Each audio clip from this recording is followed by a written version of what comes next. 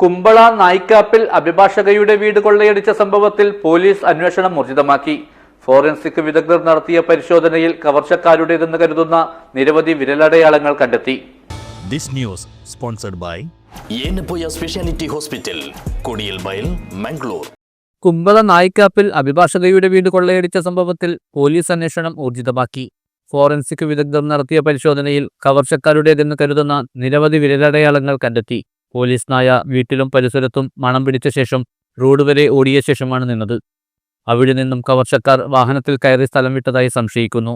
Kumbla police inspector TK Mukundan, SI K Sreejesh എന്നിവരുടെ നേതൃത്വത്തിൽ പ്രത്യേക അന്വേഷണ സംഘം രൂപീകരിച്ചിട്ടുണ്ട്.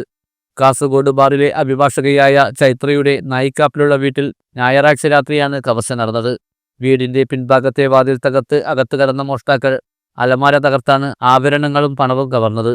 ചൈത്രയും കുടുംബവും വീട് പൂട്ടി കണിപുര ഗോപാലകൃഷ്ണ ക്ഷേത്ര ഉത്സവത്തിന് പോയതായിരുന്നു. രാത്രി 8 മണിക്ക് തിരിച്ചെത്തിയപ്പോഴാണ് കവർച്ച നടന്ന വിവരം അറിഞ്ഞത്. News bureau, Uppala.